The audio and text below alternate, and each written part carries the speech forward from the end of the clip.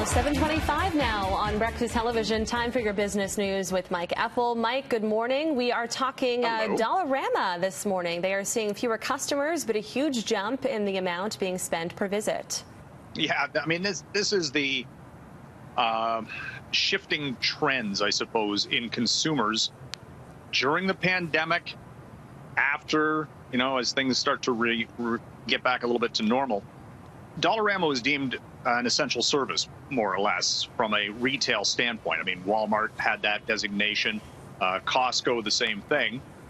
Dollarama saw fewer customers, but when people did come into the stores, they spent a lot more. 22% was higher, was the average spend per customer in the latest quarter. And their sales actually rose in the midst of the pandemic shutdown. Think about that for a second.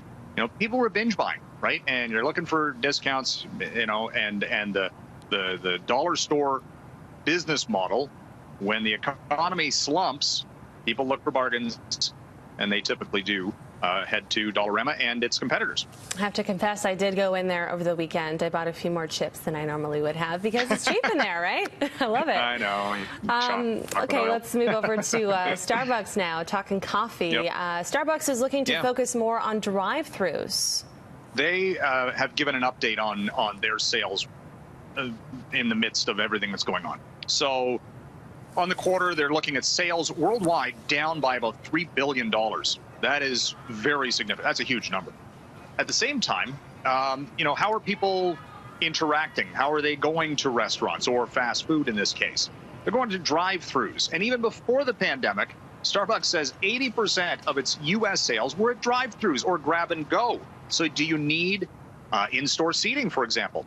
Is that as important? You can have a much smaller footprint. You can open more stores. So they're going to close, according to the company's filings this morning, maybe as many as 200 stores here in Canada and 200 in the United States, but then maybe reposition them from a drive-through model or grab and go. They're starting to look at that. But again, it's you still have to have people getting back to office towers and regular routines, really, to see a stabilization in sales. Right. Finally, AMC theaters getting ready to reopen in the UK. Are you ready to go? Are you ready to go back to the movie theater? I know Thor is looking forward to it. I don't know. Well, here's the thing. What's coming out? Right. What movies are out? There's something by James Cameron, I believe, or no, not James Cameron. I don't know. Don't ask me. It escapes. Anyway, it doesn't matter. Disney's Mulan is coming out next month. I know that much. Oh, yes. But are we ready to go? Yeah. I don't know if it has Mushu in it, though, or something.